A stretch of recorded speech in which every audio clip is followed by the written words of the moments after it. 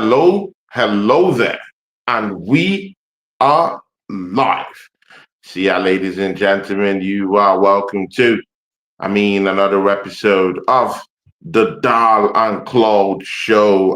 People, I had a very, very good topic, very, very good theme written down there, but immediately news of Gabriel's injury filtered through. I just had to change up the whole thing, switch everything up so that me and Oregon Gunner can latch onto the breaking news. See, people, welcome my guy, my brother. People doesn't get it, people yet. See, come on, man. Another episode, another feather on our caps. People, with one of the oldest running shows on Tony Cloud Gunner TV. People, this show is actually getting closer. It's inching closer to Gazump, the legendary show I had down here with Deji Spores in terms of episodes. My brother, welcome him back to the channel. My co-host, not a person than Argunguna. He gets the po. My guy, you're welcome. Argunguna. Down. Talk to these people, my guy. Talk to these people. No Gabriel, no party. I'm good, Tony. Happy Saturday. It's about 11 a.m. here in the Pacific Northwest. Big up everyone in the chat. It's the Acers, Miss Melina, the OG. So, yeah, no, I'm good, bro. I'm a little concerned about Gabriel being out. But, yeah, it's going to be peak with the next three or four games coming up with Spurs, Bayern Munich, and Chelsea. So, and then we got Brentford after that who are playing some good football. So, yeah, this is not good news, but we'll dive into it as usual. We'll just dive straight into it. Gabriel and his Brazilian counterparts have been training at the Arsenal facility down there at the Emirates. They had a game today with Senegal. Of course, we all knew it was going to be a very hard match. Of course, play with the African spirit. Of course, the match is going to be very, very, very dusty. And of course, you know how it's going to be like, when you're playing with two countries that have this energy, emotion, and flair, deeply rooted into their gameplay. Gabriel Magaleas injured, substituted at the 60th minute, or Gunguneh. Give us the ramifications. You just brought up the word ramifications backstage, my brother, man. I did. Bro, is this where we start to crumble? Last season, you remembered what happened when Gabriel, backed the dust. Everything just fell off like a pack of cards, innit? I'm gonna let you talk uninterrupted, people. Oregon Gunner. Tell us, what are the ramifications of this, man? Well, I think the ramifications is leadership, number one. We all know Odegaard's the captain, Saka's the vice captain, and I think Rice is probably third. But to me, Gabriel is the leader of the team, him and Rice. So the first ramification, so to speak, I can think of is leadership, vocalism, strength, courage, right? He's been fantastic this season. And, it couldn't come at a worse time. It's kind of like the Murphy's Law thing. If you expect something bad's going to happen, it probably is, right? Something of that sort of, line of thinking. I think that we have a decent, second string center back, you could say, in Mascara to come in, obviously. But like our man Acer's saying, 3 months? 3 months? That sounds awful. But no, I'm just joking. No, I just think that the ramifications is number one is leadership, right? And number two, vocalism, being vocal out on the pitch, telling players where to go. And then you've got to look at it from David Raya's aspect as well, right? It's that, we're losing, I would say, our best defender. I know Saliba's a Rolls Royce, but to me, Gabriel's just kind of a notch above. And I just think that this is going to be, a mental game for the back four and for Raya. And for Arteta as well, he's got to make some real decisions now. I mean, is Mosquera ready to play in week and week out in the next 4 games? I'm not 100% convinced. I think he's a good signing, and I know we got him for a good price from Valencia, but I just, but he's no Gabriel Magaleas, bro. He's just not. I just don't feel that he can do all the things Gabriel can do really well. Right? It's still. We'll come back to that Mosquera thing. Yeah, of course. We have AJ in the house. We have Aces. It doesn't have the answers. It's down here with us, and of course, Miss Melina, my friend, my confidante. Big up to Miss Melina, people. Miss Melina, Arsenal fan, Arsenal podcaster, lawyer. Big ups to you, Miss Melina. I hope you're good. Miss Melina, I hope you just heard what happened to Gabriel Magaleas. This is why this is a big news, Miss Melina. AJ, Aces. Gabriel is that rock at the back four for us. It glues everything together. And people, that Saliba, when me and Oregon are talking about the ramifications, the consequence of what has just happened, people, it's real talk. This is not gimmicks. Gabriel Magaleas glues everything together in that back four. Everyone knows that Saliba's performances has not really been, the Saliba that we've always known. Right. Credit given to Saliba anyway. He came back, he bounced back from that.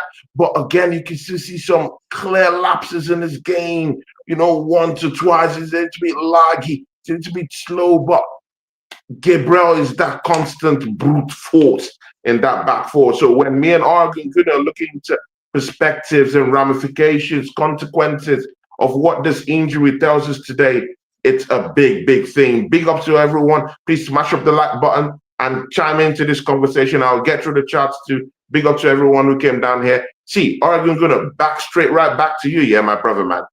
People in the chats, please. Someone said 3 months. Please, let's don't do that. The information we've just gotten is that he is injured. He was substituted in the 60th minute in that matchup, and that he would go for scans to understand, what has really happened, or if it's really a big time injury. So please, no one should peddle fake news. This is not a fake news channel. Please just calm down with those exaggerated a number of months, and let's dive into it. Yeah, Oregon gonna extricate Mosquera first. Let's first get through this Gabriel Magaleas. You remember last season, when Gabriel just got injured, for like straight games, it really showed that we didn't have the big time replacement there in Kivio. It was a little bit lacking, but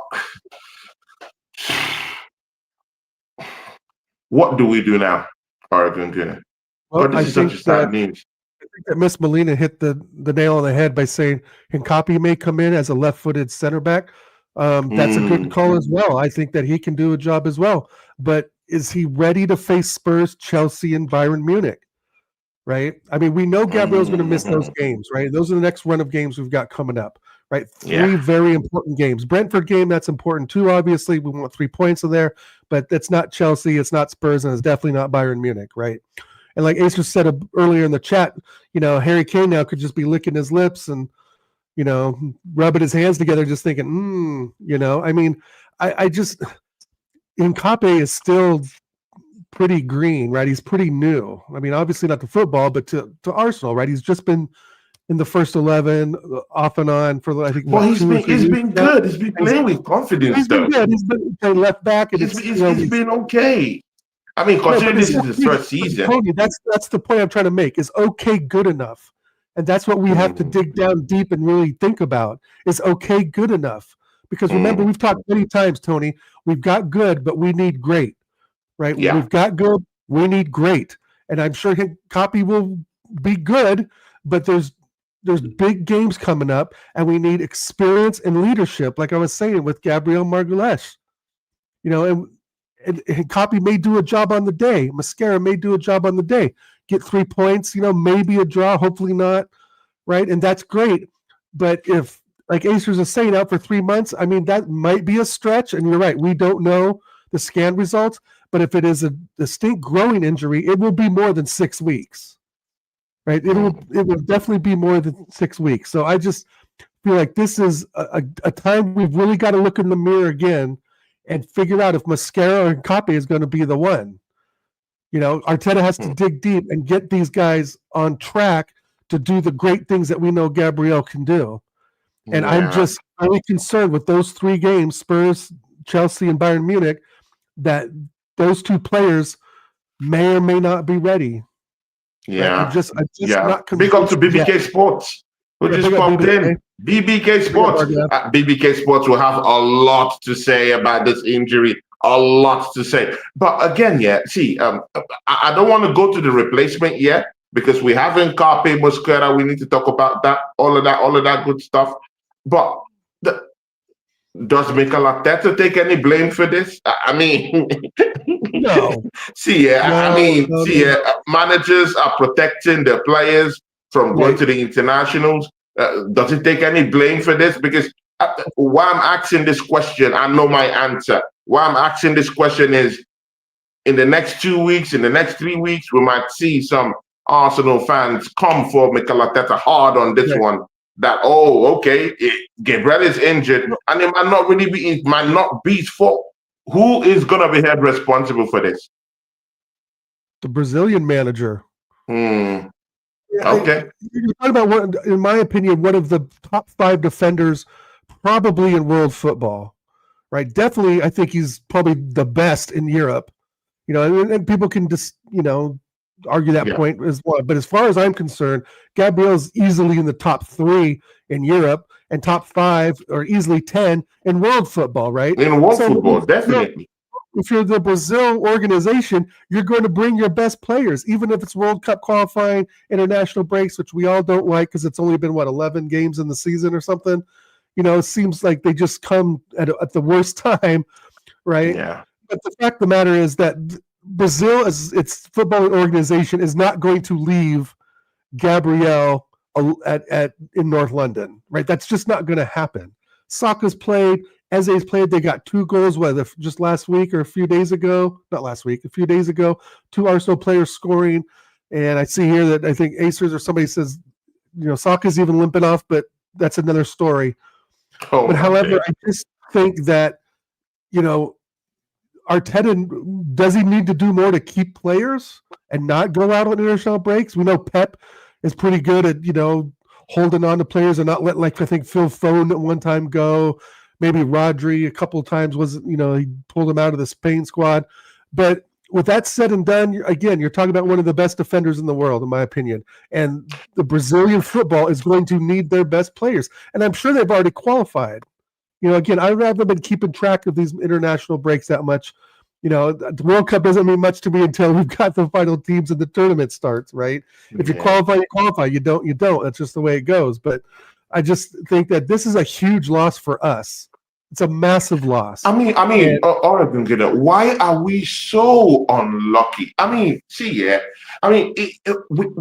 Arsenal fans can't catch a break. Yeah. And this is all happening, when the big blue sharks, people, what's that? Steve, Big Steve, the big blue shark army, are there inching closer, ready to bite at us in the Premier League, and then suddenly one of our biggest soldiers falls off, a big Iroko tree falls off our defense. Why is it that every single time when we're just to catch a break, we're just to catch a break, and then something just strikes our team and to the very depths of our team? What is happening, man? Why can't we catch a break? It's some of it is goes to AJ's comment here about Arteta running players to the ground. Part of it is the way we play. You continually play a high press every single game. And this is what you and I talked about a few weeks ago. We played West Ham. Why are we pressing West Ham and they're defending third? Why? There's no real threat from them from that area of the pitch. They're going to lump a ball to Paqueta, who's going to play it out to Bowen, who's going to cut in the middle or cross the ball. simple stuff, right? And this is where I get the up with Arteta. Right, you press Chelsea, you press City, you press Liverpool, United, Spurs, etc.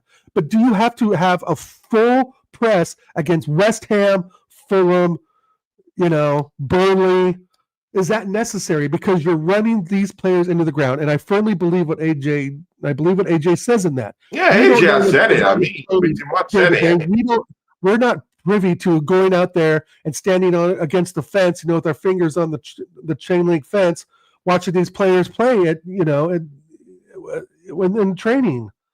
We can only take the information that we're given, that they're fit, that they're, or even match fit, right? And Arteta does have a history of doing this. So I don't blame Arteta again for Gabriel's injury, because, I mean, if it is a friendly, it also depends on how he's playing himself. But I am concerned about the run of injuries of multiple players out at one time. It's not uncommon to have 2 or 3 players out, right? But it is uncommon. We got 5, 6, and 4 of those are your starting 11. That's not good. And that's, either has something to do with the doctor, training, etc. It's a mixed bag of all that. But like AJ's even saying, it's a friendly. So that even makes me more upset about it. Exactly. Right? It's not an important. It's not an important matchup. It's a friendly. It's not an important matchup. It's a friendly game. Right. So we can't be losing our players, bro. We can't be losing our most important players to these frivolous games. I mean, let's go into the replacements. I mean, you were just talking about Mosquera. AJ talked about Mosquera and Nkapi's capabilities. But again, Oregon, these are full-fledged internationals. Yeah, Mosquera is an under-21 international for Spain. He's been playing quite well. In my own perspective or idea, I think Mosquera has had a good start to life in North London. I've not really seen him, really like make horrible mistakes consistently in the game. Of course, we can look back at that game in Newcastle, but again, you could still, point everything to this is his first season. And to be very sincere with you, he has given a good account of himself for a player who is just coming to the first season, of the Premiership. Nkapi is another full-fledged Ecuadorian international. Was in the German Invincibles not quite long ago, when Xhaka and the rest of them won at Bayer Leverkusen, got that big move to Arsenal. Went down through injuries, not gotten a few games, behind his belt. So, do you think any of them can just come in and suffice for Gabriel Magaleas? And even if any of them even come in to suffice for Gabriel Magaleas, how sure are we're going to get Gabriel Magaleas quality on the pitch with no defensive frailties, with no defensive problems going into that matchup against Spurs, Chelsea, Bayern Munich, where Kane will be licking his lips at what happened today?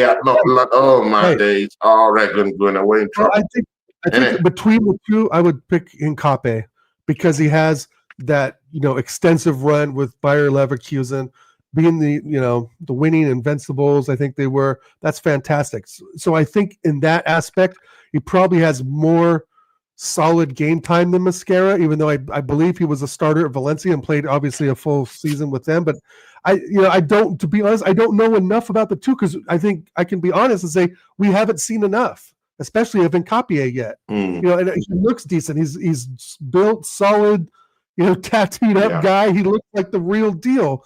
Yeah, it looks like the real deal, right? If we were bringing him in the games against Wolves, Burnley, West Ham or something like that, I wouldn't be so worried, right?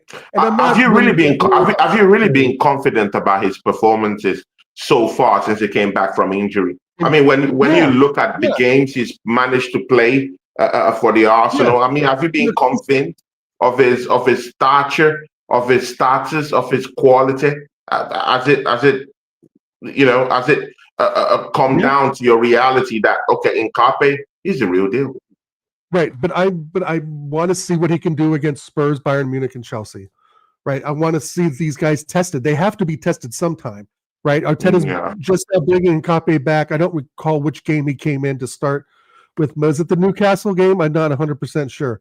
But Mascara, we've seen bits and pieces of it looks decent, right? Nkape looked decent at playing left back, right? Where he started, getting allocated to what's going on.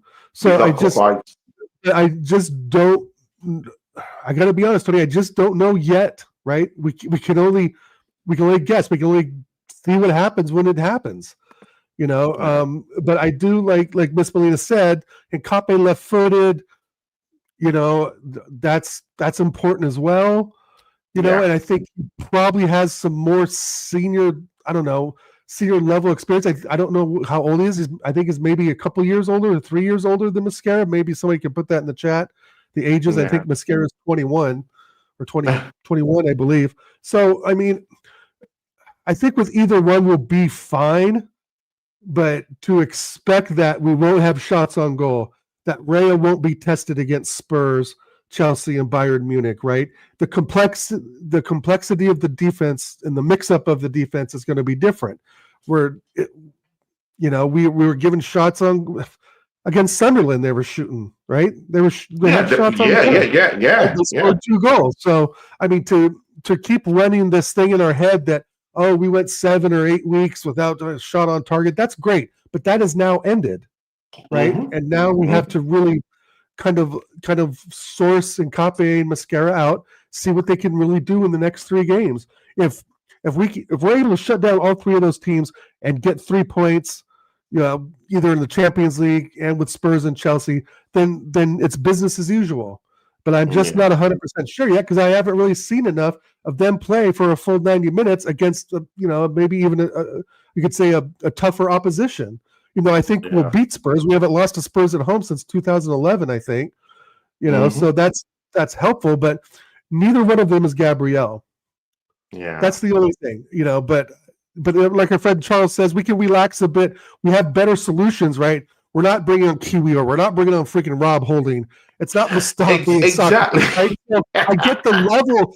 Again, the exactly, man. Shrunk, but for me, I just haven't seen them put in a full 90 yet of real, back and forth football. But we're obviously going to see that coming up next weekend. Definitely, and again, that's the beauty of having a big squad, but also having quality in that same squad depth that you have. I mean, I keep saying this. Me and you keep saying this thing here, Oregon Gunner. What is the need of having such a big squad, with such a robust recruitment, under the belt of Mikel Arteta, and having this kind of big squad, and you cannot flex it? I mean, what is the need of actually going to get weapons of mass destruction and never get to test it? I mean, we have Kim Jong-un. Kim Jong-un have been testing his weapons. I mean, bro, come on, man. Man buys his weapons and decides to test them. So, I mean, come on, man. At this point, we have to start testing our weapons, isn't it? Mascara is 21 still.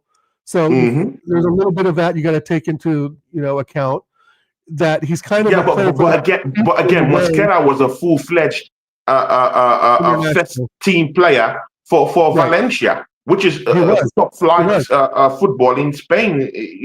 So I mean, I don't really think that the gap is too much. It was a full-fledged player for Valencia. Had nearly up to 90 caps for them, at the time before he joined the football club. So I hear what you're saying.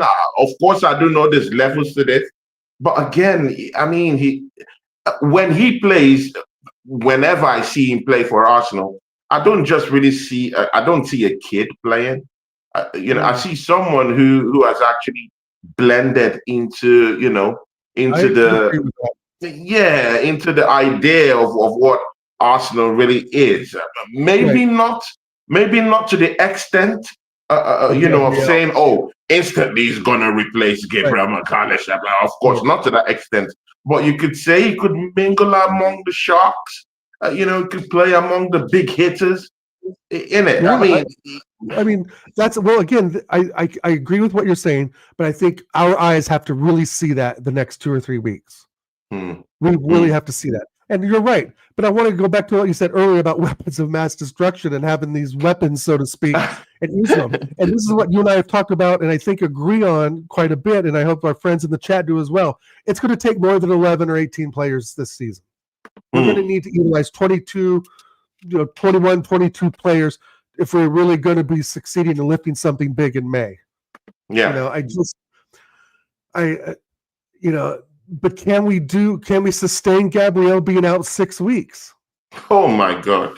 Maybe. My God. Bro, maybe. You just keep giving us the hard heaters this evening. All right, bro. I mean, you're just knocking on the door. You're stirring the pot, bro. You're a chef. You're Chef Curry this evening, bro. You lose Gyokeres. To me, like if Rice gets injured, unfortunately, if he gets injured and is out for, let's say, 8 weeks, the season's done. I'm sorry to say, but the season's done. And Gabriel, I kind of feel almost the same way, even though he's not obviously running up and down the pitch like the engine Rice is, right? It's a different position. It's played differently. You got to do what you got to do in moments of, uncertainty and so forth. As long as he doesn't do what he did against Sunderland, we'll be okay. But the thing is that I go back to leadership, bro, because he's a leader out there.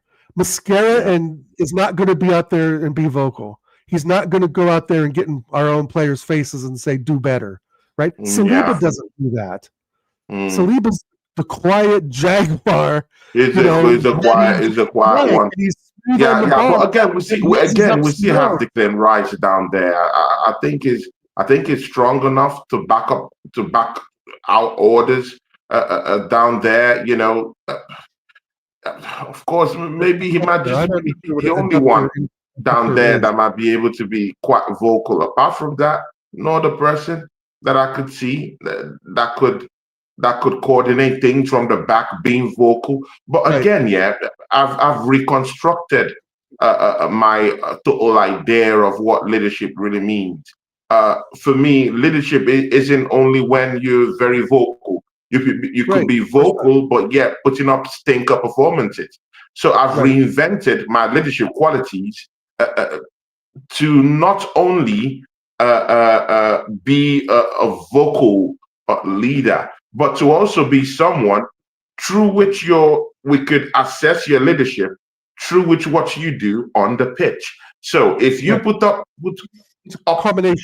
great performances, you are a leader on that pitch because you're showing your own leadership.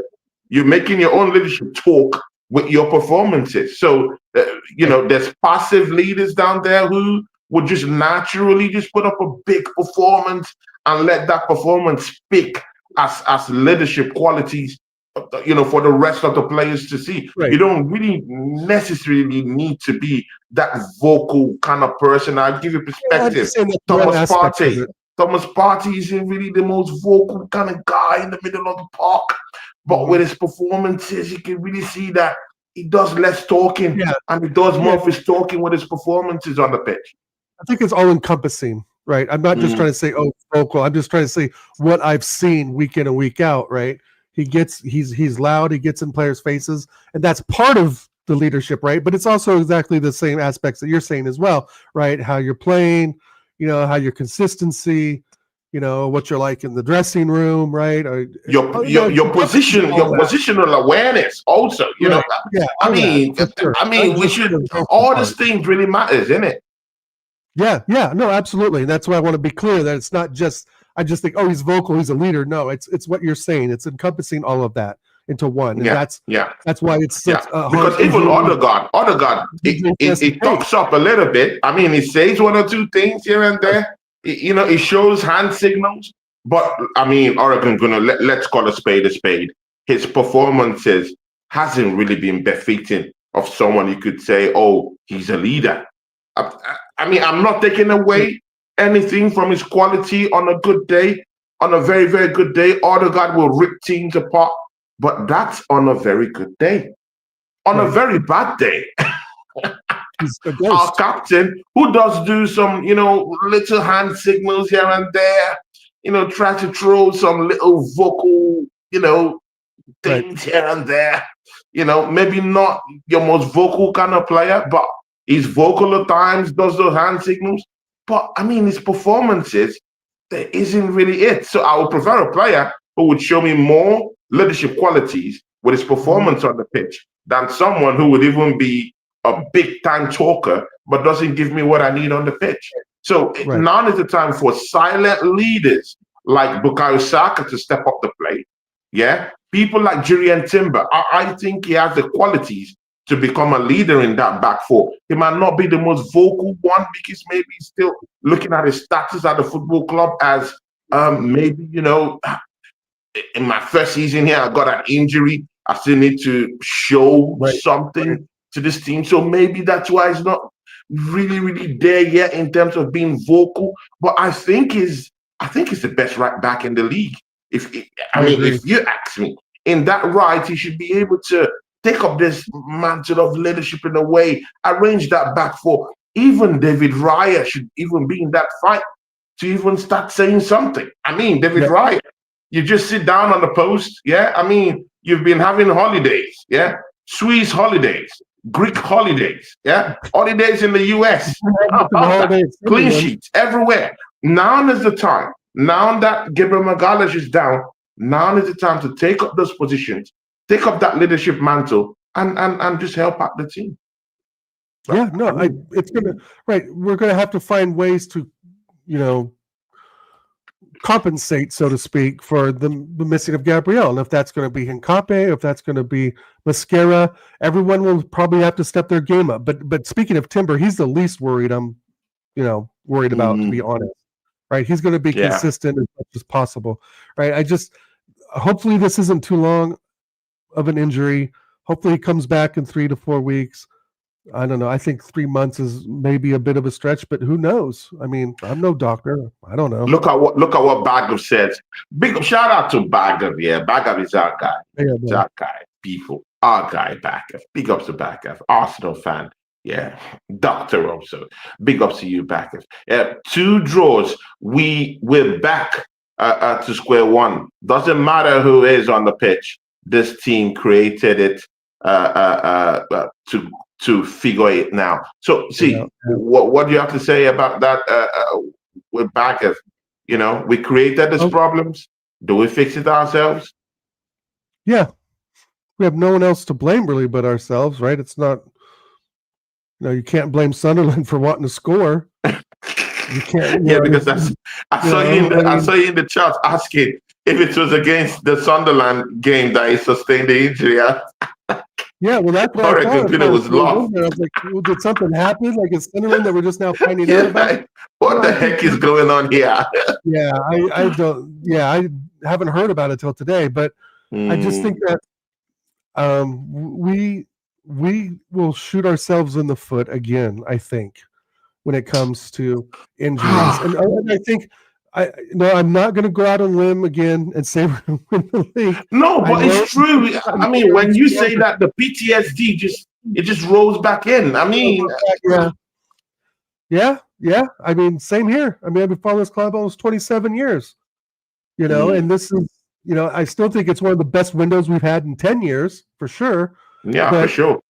The one roadblock is the manager, and this has been said over and over. I'm not saying anything new. This is and this is part of this is why watching what happened in the second half of that Sunderland game and bringing on one sub. It's gonna have the headers now. Oregon Gunner. The beauty of this show. Oregon Gunner. The beauty of this show is that our enemies decide to show up when they like to show up. Yeah, we have a big enemy in the house. My guy, my brother. Yeah, my G. Yasa TV. Chelsea fan. See, people, go subscribe to Yasa TV. I'll be bringing him for the Yasa TV for the preview of the Chelsea Arsenal matchup. But just before then, our enemy has just brought out a very big question right now. And brother is saying, who's gonna score the headers now?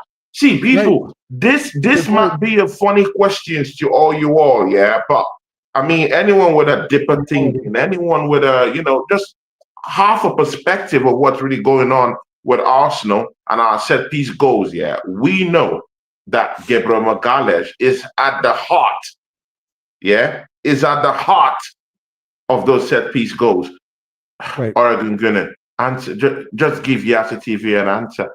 I mean, just try. Not that you really have the answer, but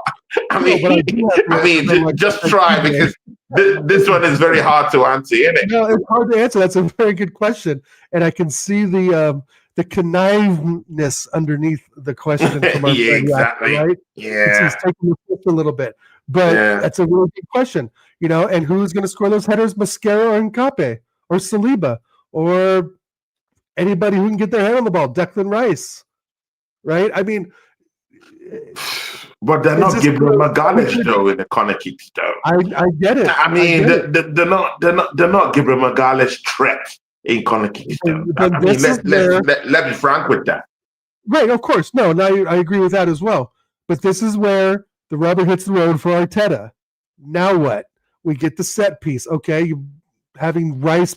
Well, Rice won't be the headers. He'll be the one, looping it in. Now is Saka going to loop it in? And Rice, I mean, it does change that dynamic of being the set piece team, right? And I get that. But now it's time for others to step up. Now it's time to think about the set pieces differently and see how good this set piece coach really is without his main guy. It's all Arteta, bro. He is the roadblock to a lot of this, right? And this is agreed on by not only Arsenal fans like us. I'm sure Yasser would agree that, yes, if Arteta has shot us in the foot for the last 5 years. Jez has said it, DJB, Aaron, Lee Gunner, goes on and on and on. Arteta is the roadblock. And I want to go back again, Tony. Sorry to go back in time a bit, like Back to the Future or what have you. But we put in one sub against Sunderland while we were 2-1 up. He didn't mix any of the players up. He didn't move Trossard in the middle. He didn't bring, Norgard on to maybe go 5-4-1, right? There was no creative thinking in that. It was, get the center back on, get him now. That's all we need because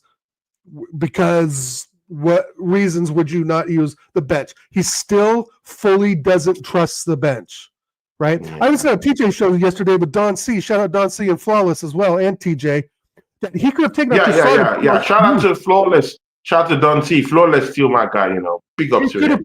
He could have put out a noose and gone for the third goal in the 75th, 80th minute, right? 3-1, we win the game. There's no doubt about that, right? But 2-1 is a sticky lead. And for him to put on the handbrake again, Tony, break one sub again, Tony, that's all we need to know. And that's the patterns that repeats itself, right? And that's why I'm still unsure we're going to be lifting the trophy in May because of things like that. And it's 2 points lost. I mean, again, we had the lead. It's 2 points lost, bro. Yeah, I mean, I hear you, but again, I still think that's far-fetched. I hear you, but again, of course, this show was built on perspectives. You have yours, I have mine. The thing there is, I think it's a little bit overblown. Those points dropped at Sunderland. Sunderland is a very, very solid team. I don't want to hear what anyone tells me. Sunderland is a very, very, very it's a well-drilled team, my brother. Defensively, they've only considered 10 goals this season. They've scored about 14 goals. It's a compact defense. I mean, just look at their midfield. Granit Xhaka has completely transformed that midfield. It's made them something of a steel. Bro, the man of steel is down there in that Sunderland midfield, whether we like it or not. Yeah. They have other players like Isidore who could actually have a run, have a go at your defense. They're defending properly. And they have a good goalie too. They're in top 4, bro. I get it. They're in top 4, bro. They're literally in top 4. While the big hitters, everyone wanted to give them the trophy even before we started the league title, the league chase, was Liverpool. Look at their position. Look at where Sunderland is. They're there for their hard work. They're there because they're defending properly. They're there because they're winning games. They're in top 4. So I'm not gonna just sit here, and listen to rival fans tell us that, oh, we drop points against. Yes, they're in top 4. They're in top 4. I'm not saying that's a must. Why we should drop points down there, but that's a well-drilled team. That's a good team on the. Arteta make more moves, Tony. That's my point. They are a well-drilled team. I'm not disrespecting Sunderland at all. Right, they're in top 4 for a reason.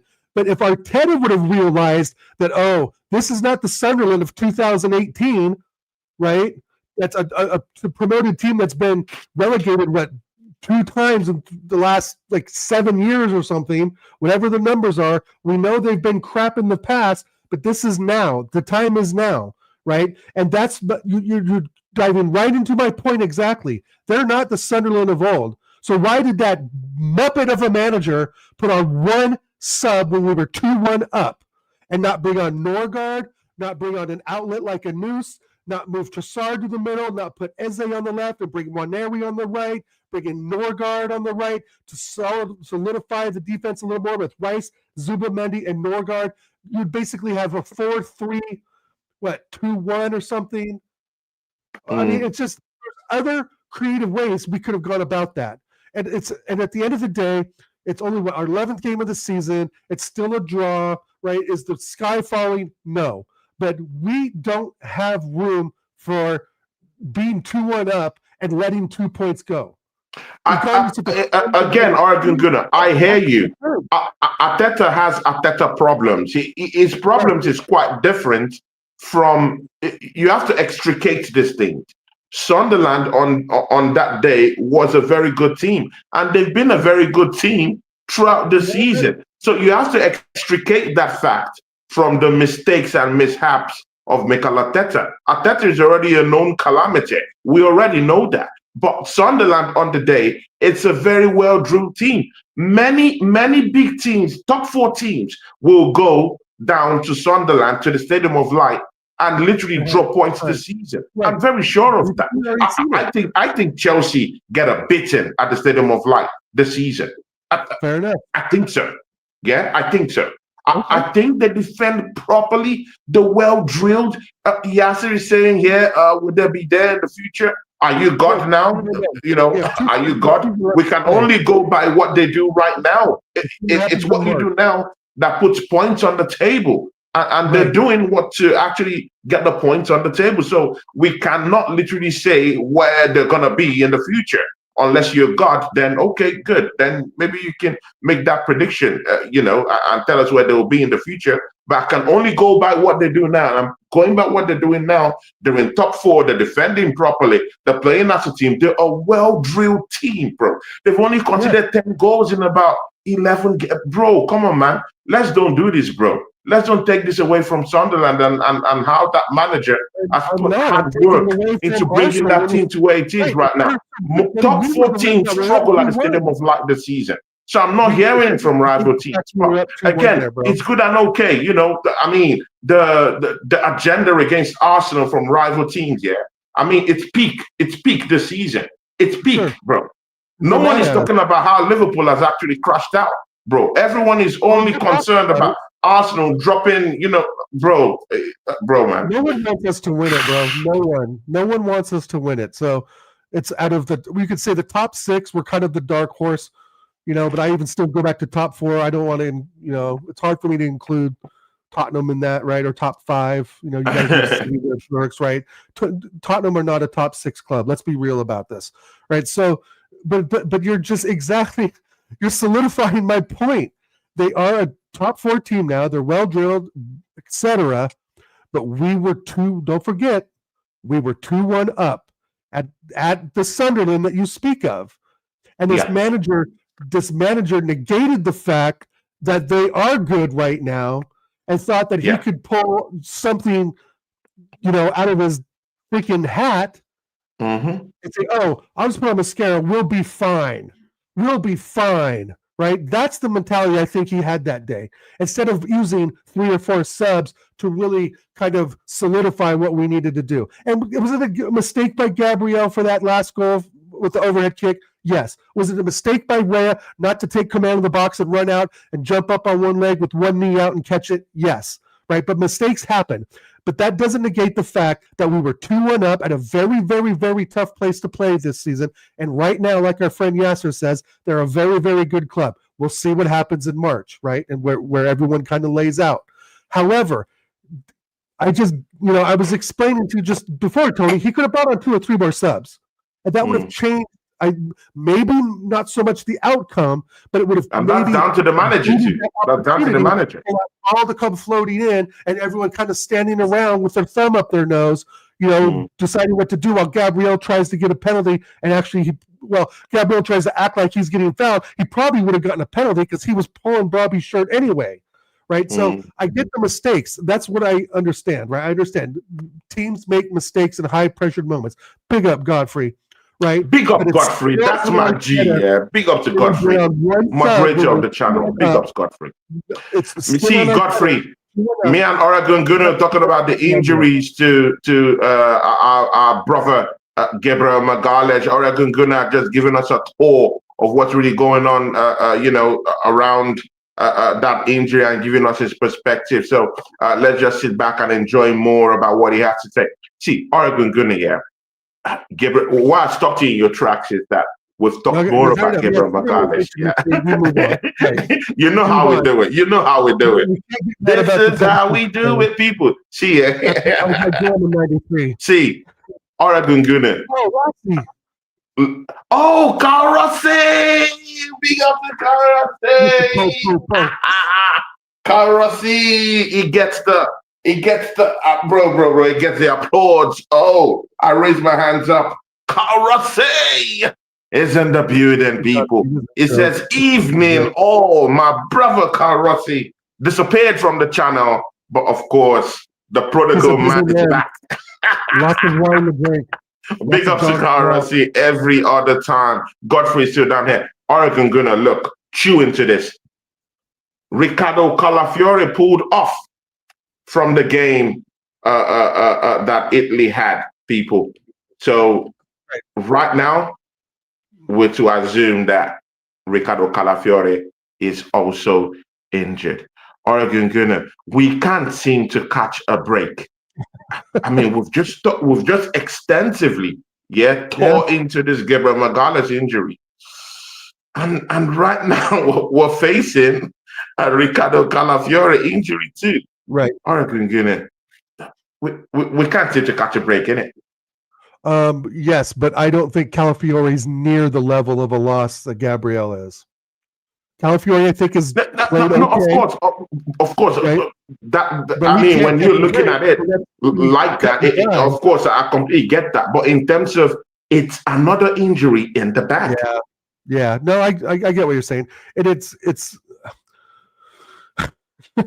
I mean, what can you? I'm no doctor, bro. I'm no doctor. He pulled off from the Italian game. It's a big problem that we have now. Gabriel out, Calafiori out. This is not good news. We can throw a copy there, right? We could, like we talked about earlier, we could play Mascara for Gabriel. We can play a copy for Gabriel. We can bring Lewis Skelly in, right? At least we have some quality depth now, right? We're not necessarily bringing on, what was it? Who played left back? And not my man Kieran Tierney, but whoever we had there before is gone, right? So it's more of a problem, Tony, but in the reality of things, like, is Calafiori really that missed? I don't really rate him all that highly. It's decent depth, but it's not great depth. And there's many, many, many fans that absolutely, in our little friendly YouTube community. Well, he's had a great season this season. No big deal.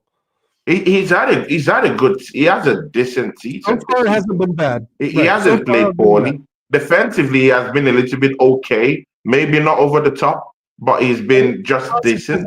Right, he'd rather have him cut MLS over him anyway, right? And I would too, right? And so, it sucks to when you look at the numbers of injuries and they start to add up and so forth, and you're like, oh man, Havertz is still out. Like, is that a big loss? Like, if Rice is injured for a long period, I'm talking 6 to 8 weeks, season's done. Season is done, in my opinion. Right? If Calafiori misses 6 or 8 weeks, Nah. We'll be good. We've got reinforcement that can play that. Hell, if we really needed to, at all things, we could move Timber to left back and put Ben White back there at right back. We could, right? If Ben White was fully fit, but I don't know the status of him either. And this, it's the Gabriel injury is a big blow. It's a big blow. It's all the things we talked about: the leadership, the vocalism, the commitment. The getting in players' faces, the what he's been doing for the 7 or 8 weeks has been absolutely fantastic. And one gaffe at Sunderland, I'm not going to obviously write this guy off, who's been immense for us the last 3 or 4 years, right? So, with that said, we have the quality backups now in Hikape and Mascara.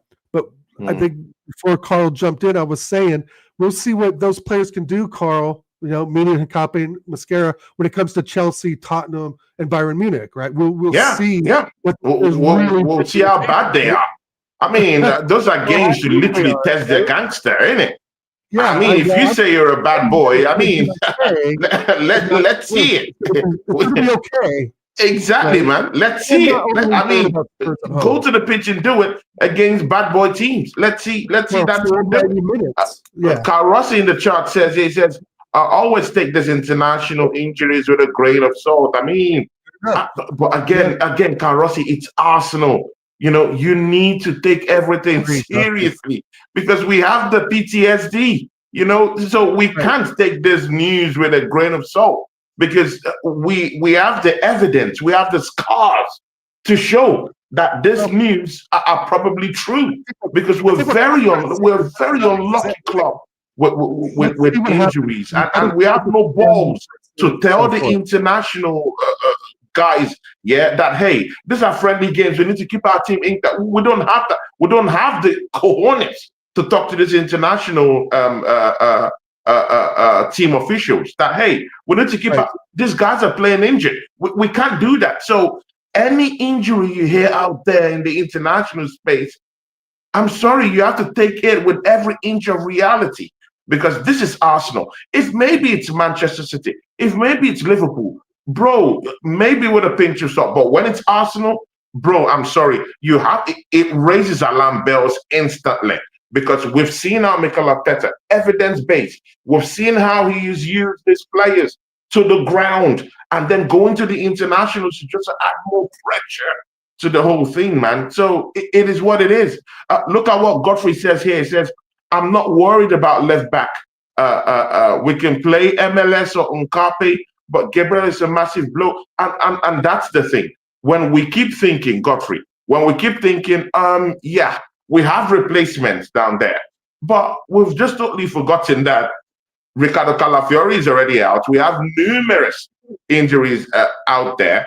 It's not about the replacement. It's about what do we do to make sure that no other player gets injured again. Because trust me, I've seen 2 of our left backs totally knocked out, spacked out, and we don't have any left back to play.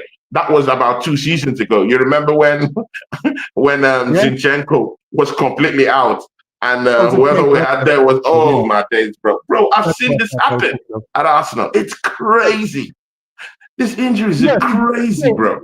Right, but Liverpool fans have blamed their injuries for not, finishing the title. Man City fans have blamed injuries. And it's like Carl said, we've been dealing with this for 20 years. So there's something going on in training.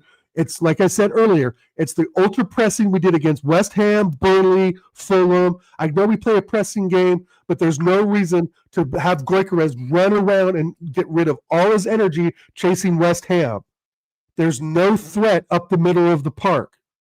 You know what I mean? It's not like they're going to tiki-taka goals in. No, they're going to lump it to Bowen, who's going to cross the ball or take a shot. It's that simple. And that's where Arteta doesn't think week in and week out. He is the roadblock to this, bro. And don't get me started on Sunderland again, right? Big up, Paul. Right? Don't get me started on Sunderland again, right? With the one sub. Big up, Paul. My G. I'm just thinking that there's something in training that probably needs to change. The full pressing against, again, the minnow teams that are absolutely garbage this season so far, right? I think West Ham has strung a couple wins together, but still, let me ask you this, Tony, do we need to press against Wolves? Do we need to go full out press against Wolves, Tony? I don't think so, bro. No. I don't think so. Right. I don't So think do we so. need to have Gyokeres when he comes back fit, chasing down the left back, chasing down the right-sided center back, chasing, then running vertically across the pitch to chase down the right back, etc. It just to what? That just little mistakes. It's getting the team injured. It's getting them injured. It's getting them weaker. Exactly. It's getting them on the fringe depths, bro. Game. Why are we the bare bones. Certain Gunnar would say that we're getting to bare bones. and bro, I hope he doesn't get to that point, man. I hope he doesn't get to that point. But Oregon Gunnar, do you see a scenario where injuries will cripple our season, and then Arsenal fans will now say, "Hey, it's not Arteta's fault." It has. We're crippled by injuries. Do you see that happen in any way? Yes. So players saying it is Arteta's fault or not Arteta's fault? No, and they would say it's not Arteta's fault that we're crippled by injury. Do you see that narrative being spurred around by Arsenal fans and anyone who watches Arsenal football? It can cripple us. It cripples several teams. I know our man Carl and Godfrey can probably go back in years and say, "Oh, we would have done something then if we had non-injuries to X, Y, and Z players." Right? Do I blame Arteta? Yes and no. But I do know this. Think about this, Tony. Think about how many days a week they train for one game. They spend hours training during the week than they do the 90 minutes of the actual game. Right? So how hard are we training? And this full press stuff, as much as I love the Genjin pressing and so forth, and yes, the teams can cough up the ball, and you can do a 1-2 pass, combination pass, whatever, and put one in the back of the net. That can happen. But when that doesn't work, and when the set piece headers dry up from corners, and we're not really scoring that many goals for open play, we are in trouble, people, and bro. you have injuries, right? We are in trouble, people. I mean, Oregon Gunnar just banged on that point now. Where will our goals from set pieces come from now, bro? Because people, I mean, you guys don't understand what it means for Gabriel to be out of this team. He is the nucleus of our set piece goals in terms of corner kicks. He is the threat. When you go to the consigliere, when you go to let's take this. Let's flip the script here. When you go to the consigliere, Gabriel Magaleas is the Bubuyega. Is the guy you send, to kill, the boogeyman. He is the Bubuyega himself, people. See, people, we losing this guy, that's a big miss in this team. Oregon could not just knock on the door. Where would those set piece goals come from? It's good and okay to say, okay, we have the Clemence, we have Saliba, but those are just a fringe on the depths of our goal scoring set piece prowess. Gabriel is the master. He's the king of it. So we're literally in trouble. But look at what Carl Rossi says here. Do you agree with him, Oregon? He says, I don't think we're lucky at all. Most of our injuries has to be our fault. We've been an injury-prone club for 20 years now. People, Oregon Gunnar, that shoots straight right to the heart, isn't it? Yeah, no, that's exactly what the comment I read too, and thinking back, if we just had this player at this game, I don't know, 5, 10, 11, 12 years ago, things may have been different. But, there's one thing to be said too. It's hard to go back in history and look at this and say that, I guess I don't know what I'm trying to say there. But I think it's a combination of things, right? It's the tactic, it's the training. Sometimes it's like, I think Carl mentioned, sometimes it can even be the refs for not watching some more of the physical play, giving yellows when they should be reds. I think a lot of that plays into it. But I also feel, Tony, that this happens to all teams. right? Yeah. I don't think the season you can go by and say that one of the top 4 or top 5 teams in the league have ever not complained about having injuries. But it just focuses on us more because we haven't won anything in so long.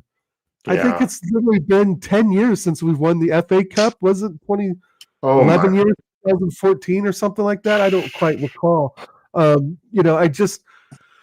This is a massive blow, but it's good news too. Like in your title, it looks like Martinelli and Odegaard are coming back. I don't know how much of a boost Havertz is. Yeah. We'll go to the good news. I mean, after the struggles, after the struggles comes after the storm comes the calm. Yeah, so we're gonna go to the calm straight up since you've pointed that out. Oregon Gunner, as we are crying, and sobbing about the losses of Calafiori and Gabriel Magaleas, we are gonna be welcoming back quite a handful of players coming up. Preparing to be ready for that game against Spurs. The news has it that Martinelli is gonna be back. The news have it that Madueke should have been back for the Sunderland game, but with a last gasp intervention by Mikel Arteta, that was avoided. People, that was the reports I got, that it was fully fit for that game against Sunderland, but Mikel Arteta pulled the plug in the last minute. Because he thought it just Sunderland. Right? I mean, come on, man. I mean, people, but again, I would let that slide. I mean, because technically they said it's injured. Let's let that slide, innit? No problem. Mikel Arteta, I mean, he's letting his ego, come. I mean, he's just letting his ego come in between him and this title. He's so egotistic, bro. I mean, put your ego aside, man. Bring these players in, let them win, bro. We need winners on the pitch. Yeah, at least Madueke will get into dangerous areas. He will cause chaos in the box. Yeah, and we're not having him put us away from winning that game against Sunderland. Hopefully, you learn your lessons and bring him in for the Spurs game. We go back on topic. Madueke, right in contention to come back against Spurs. Gyokeres, ta-da! Man is back, people. Magic trick, people. Ta-da! Like, man is back. I told you people, Mikel Arteta, he lies. I knew that this was gimmicks from the start. It had gimmicks and lies and clownish ideas and perspectives all written around it. Gyokeres is not injured. Man just wanted to avoid the internationals. And rightfully so. You need to protect your players. Man is going to be back against Spurs, people. Yeah? That's a big, big, big one. And you know what? Gabriel Martinelli, the mutant that's going to be back for that game against Spurs. And you know what? Oregon Gunner, you might be vexed for this one, but your captain, your brother, my brother, your captain, your brother is going to be back for that matchup for Spurs, people. Is out on international duty, on mental capacity, build up for his team, Norway, sitting on the bench, giving them that much needed mental boost, So if he can do that, then we think that, it's okay. And news filtering through is that man is okay to come in for that matchup against Spurs. Oregon Gunner, the good news T has been, we spitted it out. So what do you think? Up to nearly five players. Henchmen in the attack coming back. That's good. That is good. That kind of, makes me feel a little more comfortable. Again, I don't really rate Odegaard that much. I don't rate Havertz that much. I think Martinelli does have a role to play. Like I was saying earlier, Havertz is coming back too. I omitted that name. I don't care. No, but I do care in a way that if it's not working for the German donkey is coming back, bro. If you bring the Shrek donkey back, maybe he can do something, right? Maybe, right? But Jesus is back as well as Godfrey, right? Don't get me started on that one. I just can't get gassed about Odegaard and Havertz. Yes, they have a role to play, and yes, sometimes they're good, right? Sometimes it all works out, right? But I just think that I mean, we can get into now. We're getting into transfers, like who we'd want in and out. Do I want Havertz out? Yes. Who do I want to bring in? Openda. But let's not talk about that, right? Yeah. See, like Carl's saying, they're not all were injured, all were not missed even that slightly, because we did go on a good run of games, except for Gabriel, unless he means Martinelli, or Gabriel Jesus, it looks like, Carl, right? We went on a good run of games without those players, but there is decent depth, right? It is better than bringing on, Fabio Vieira, Joe Willock at one point, ESR, etc. Right? And shout out Waffle Don Abs. Big up to the Waffle Don Dada in the house. I'll be having my show with him this week, people. That'll be explosive too. Beautiful. The same way this show is very explosive. I'll be having that one as the North London Derby opener. People, me and my brother Waffle Don, we're talking all about that, people. Lots of smoke, people. Lots of smoke and people. The Waffle Don has been on a roll, people. The shows he's been doing, bro, man is on the road. Man is on fire, people, bro. He's on fire, people. He did a show with Oregon Gunner, my partner, my bro, the other day, and I like the show. You and Waffle Don. I really like that show. People, see, guys, that's why when I tell you the Oregon Gunner is the Oracle himself, that's why this is one of my longest running shows on the channel, people. People like this. They represent anywhere at any time, and Oregon did his work down there with the Waffle Don. Big up to you, Tony. Like we talked about earlier, having these players back, even though we don't rate them technically, etc., what have you. It's a mental boost. It's a big one. But it is a mental boost. It's needed because it's going to take more than just 11 or 15 players. Yeah. To get this over the line, right? And again, we need rotation. Carl Rossi, I'm gonna, slightly disagree with you down there. See, Carl Rossi, if we need to win anything this season, if we're to dream of winning anything this season, we need to rotate. How about that? So we need different players with individual qualities to just come into the team, as backup, and just help us out. So, yes, I do agree with you that slightly we've not missed them. I completely agree to that. But again, man, you do need that backup. You do need that bench. You need to strike fear into the heart of these teams when they see Odegaard on the bench, when they see Madueke, Kai Havertz, on the bench. It's something different. It brings something different to the table. They know you have someone to at least bring on. Not just bare bones. Yeah, not just bare bones. You need players with at least. Just the name on the table, innit? That you can bring in from the bench and they could do one or two things for you, or bring in their individual qualities into the game and just kind of help out. So we are going to rotate anyone who hasn't come to that reality that we are going to rotate this season. You're sitting on a long thing. If we need to get anything, we need to rotate. That's why our players are dropping like flies, because this manager doesn't really get the act of rotation. I think he doesn't really understand it well. Right. No, I agree. And it's like even what Acer said earlier about his tactics, just sometimes just completely are ass backwards. And I understand what Carl's saying. Yeah, they're god awful.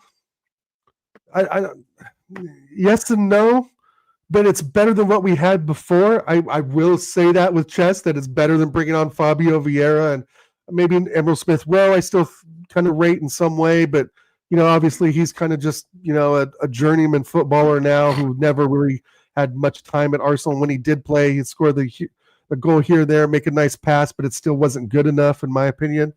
And not that Odegaard and Havertz are going to burn things up, but I do stand by that it's going to take 22 players to get this done. We have a hell of a lot of games to play. Carabao Cup games, FA Cup, obviously Champions League, and obviously league games. And if Arteta doesn't trust the players that he's bought, remember, Havertz was his purchase. Yeah, that's his signing, bro. That's his signing. He has to trust them now. Exactly. So there has to be some trust there. He obviously didn't trust the bench against Sunderland, right? Yeah. Here we go again, back to Sunderland, by the way, because he Oh, only my made days. one sub, right? But what if he would have had Madueke, Odegaard, and possibly Martinelli fit and match fit and ready to play in Sunderland? Would have he brought him on? I tend to think yes, that he would have. He just looked at that bench and made the wrong decision. And Norgard, his signing, could have brought him on. A Noose, Hell End Academy kid, right? Bring him on for that burst of speed. Maybe Zubamendi plays a nice through ball from the halfway line that he Max can run Doman. out. How about Max Doman? Oh, my days, bro. Bro, we're not even talking of the usual suspect no more. How about Max Doman? Yeah, how about bringing the kid? I mean, giving the kid, a lot of time in, bro. Minutes. Yeah, right. And bro. This is where I get in my mind, and I think I can speak for a lot of us here in the chat, that we're seeing the repeated patterns already in week 11 with this manager, right?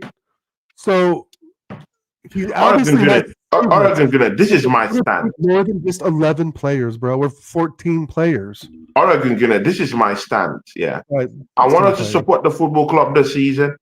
I want us to give them our best, because I think we can win something this season. I think this season is special, not because of Mikel Arteta, but because of the kind of squad depth that we have and the kind of quality we recruited in the summer.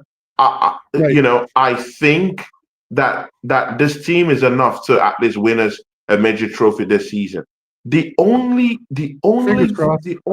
obstacle that will come between us and winning this title will be the mentality of Mikel Arteta and how he handles things like these injuries and all these things crippling the team.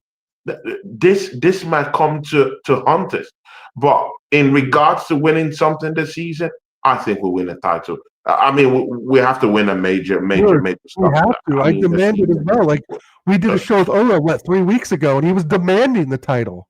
Remember our show we did with Ola? He was demanding the title this season. If it's not this season, he absolutely needs to get sacked. We've, like Rossi said, we've given this guy $1.1 billion, bro.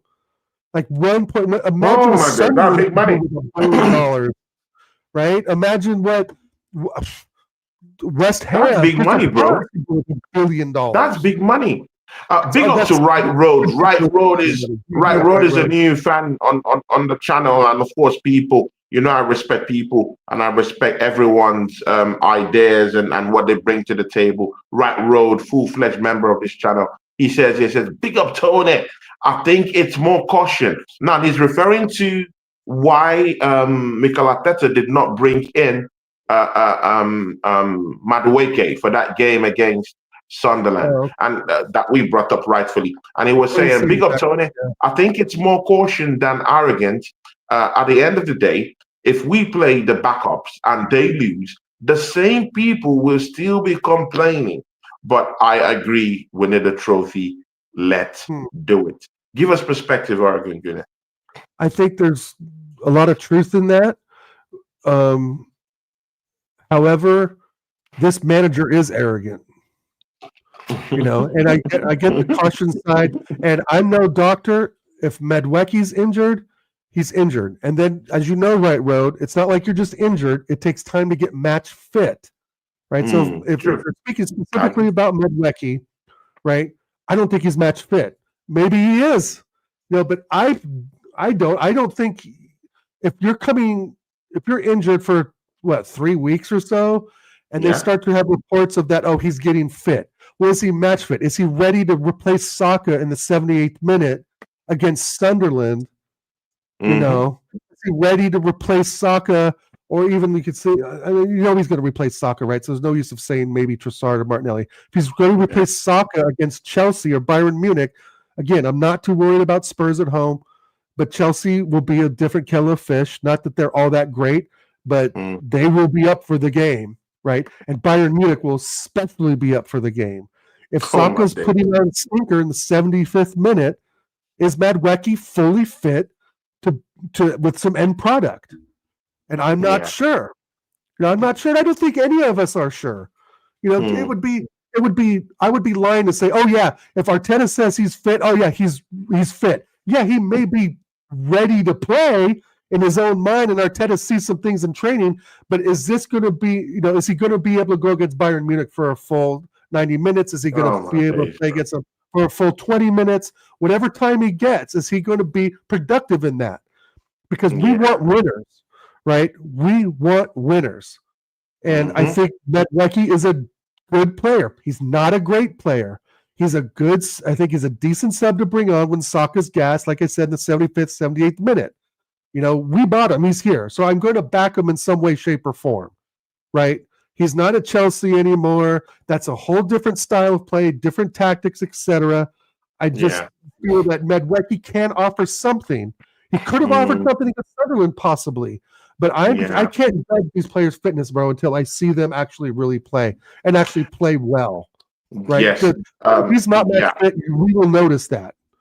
Definitely. Carl Rossi tears in deep into the Arsenal fringes. Yeah, see what he says here. He says, Odegaard is non-effective.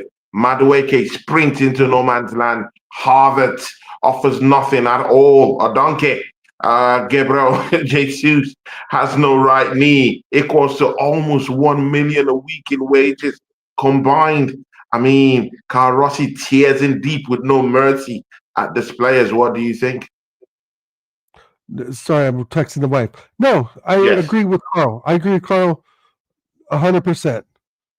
Odegaard is not effective. Mary sprints in no man's land. Havertz offers nothing. Gabriel has no right knee. Yeah, right. But the money, it's spent.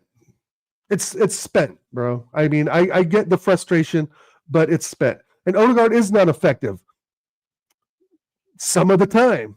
I mean, he's not effective, but bro, I want him back. I mean, does this make sense? Odegaard. See, Odegaard, I know this stinks where you are, because I know you're not a big fan of Odegaard. I know you're not a big fan of Odegaard, bro. There's nothing I say about him that would kind of like just tweak the fantasy in any way, but. I mean, but I need him back. I know he's shit, but I need him back. How about that? Hey, that's fine. And there's a lot of obviously he's the captain. A lot of players rate him. One of my son's best friends has the Odegaard 8 shirt, that just goes right down the street.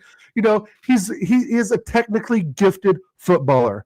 But is he fit the mold that we need to lift a trophy not lifting a trophy in the last 21 years? Is he like the answer?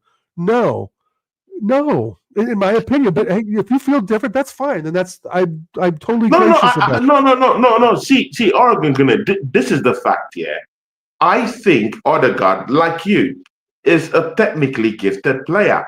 I think on the day he decides. Now, this is the cliffhanger.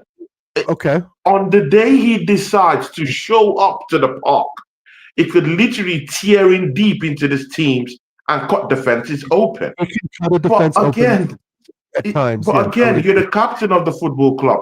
You don't choose when to go to war. You go to war every day for the football club. 100%. This is the mentality part of the whole thing. So it doesn't matter how much individual quality that you have. If you're not showing up to the park week in, week out and show us what we know that you got, then there's a big problem.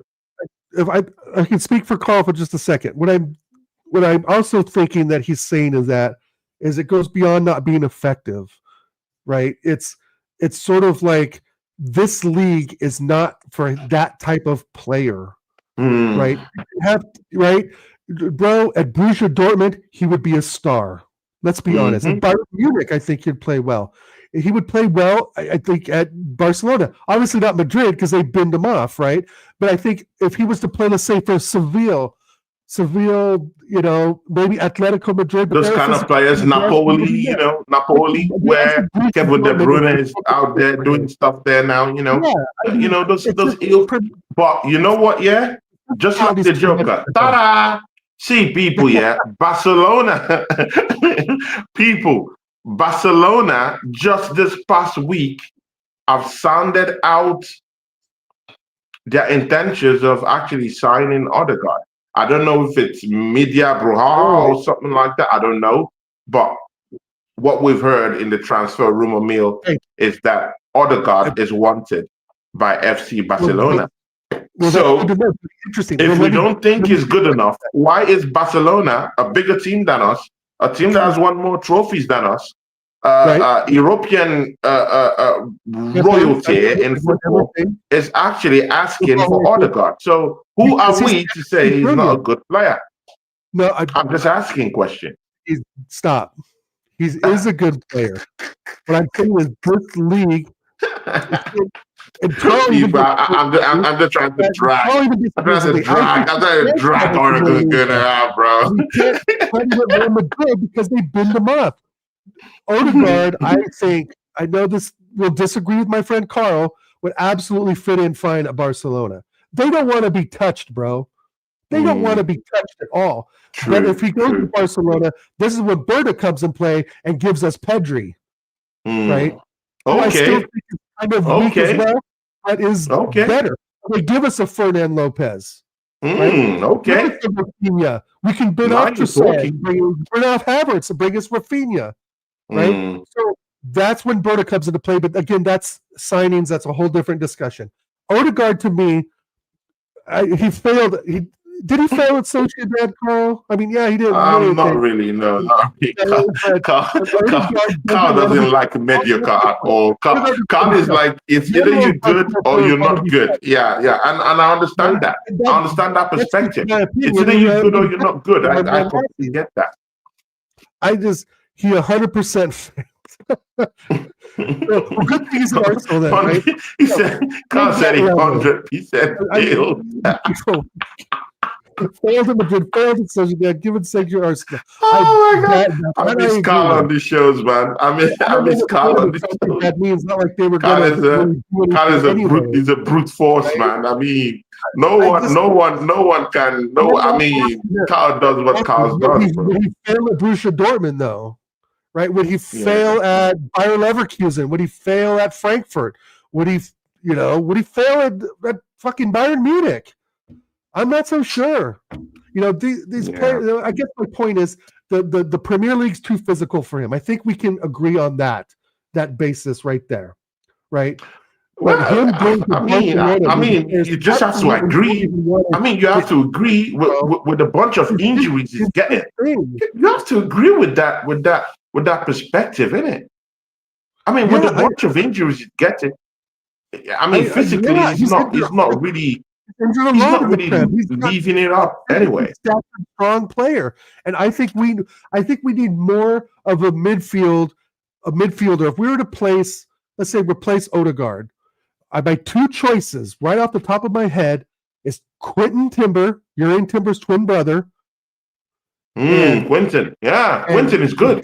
He's good. He's good, bro. He's good, bro. Right, those two are I would look at Kanu Mone. If I'm saying that right, Kanu Mone from Roma. Strong player, Kamavinga-like. I know, but I'm tired with the experiments. Go get me Vitinha. I just heard that Paris Saint-Germain are tired of it. Go and get me killers. I want assassins. What are we doing here? I want assassins. I need killers. I need Bubu Yegas people, yeah? Bro, I need John Wick down here. How about that? Yeah, go get me a Bubu. How about Vitinha? Pedri. Why can't we do a swap deal? Odegaard for Pedri. How about that? Vitinha, go get this players. Arsenal, you can do it. You can do it. Prove it to us. Go get this killers. To replace Trossard or Havertz. I mean, with Berta, there are options. I think Tony I don't think it was last season, the season before, PSG had showed some interest in Odegaard. There was looking at around an $85 to $90 million bid for him. And obviously Is he worth that now? No, but 2 seasons ago, he was rated in European football, right? I'm talking PSG now. Yeah, sure. Right? So, again, he's technically brilliant. We know this. He has the tricks, flicks, the hair flicks, the whole thing. The physicality of this league is too much for him. And that's why a question will be captain. We need a better, stronger player deep. I get you, bro. Yeah, Said the you'll half fit in league. there as well. I don't think the French league Bro. probably all that. I Oh don't my watch days, it. bro. You don't even want to spare him, bro. Yeah, Even I the mean hair that's a flicks lot of got money, the bro. even the hair flicks got the hair dryer treatment, man. But this is the thing, Oregon Gunning, yeah. No matter Very much that, how right? anyone critiques Martin Odegaard, on a good day, he has the quality. I know he has the quality. We all know he has the quality. He's a He's quality player. We know this, but he hasn't shown it. probably two So qualities. I mean, there's no bro. I mean, it's not like he hasn't really shown it per se. He's shown it, but you need to bring in a certain level of consistency Right. to that showing. I mean, we need to get consistency with those performances, Absolutely.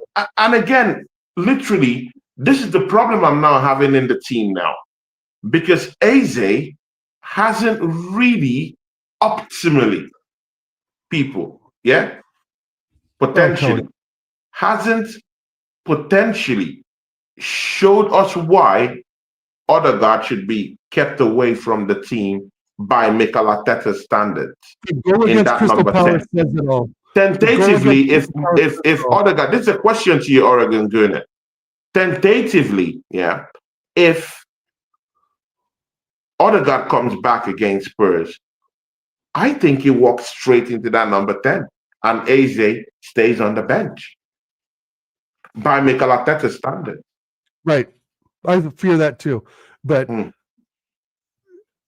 Eze is a proven Premier League player in some aspects, right? I mean, with Crystal Palace, given that he was a catalyst to them lifting, was the Carabao Cup or the FA Cup? I think it was the FA Cup, wasn't it? Yeah, the FA Cup, right?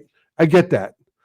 But do you place, and he even played against his old team, right? Scored a great goal. Does Yes. Odegaard score that goal, Tony? Is Odegaard positioned and have the body position and composition and the know-how on the turn to put that ball into the net like as they did? No. No. I mean, Yeah. let's be frank. No. Will he even be in the box? AJ is a more better Will for he be in me. the box? Mm. Will he be in the box, Tony, to score that goal? Yeah, And true. I know Eze hasn't hit the ground running, but remember, he's being coached too by a fraudulent manager in some aspects. Right where I'm trying to agree with that. But let's be honest, he's being coached. Oh my God, this is funny, bro. He's to express himself Man said fraudulent manager. Right? At Palace, he was playing on the left side and cutting in central to have that volcano. Oh my God. At Arsenal, he's playing on the right side so he can pick a pass out to Gyokeres or play it to the right to Saka. He is being coached. And I kind of get that, right? Like any new player is going to have to assimilate to a style of play of whatever team you're on, right? Yeah. But he's not playing him at his strength, which is left attacking mid. Declan Rice obviously holds that position down. He's holding that position. Yeah. Like diagonal run, a little tiki-taka around the defender of the center defensive mid, and he's able to slam it in outside the box top bins. We've seen that once, right? Mm-hmm. And it wasn't obviously against Palace. So why is he playing on the right? Well, because Declan Rice is on the left, right? Which makes some sense.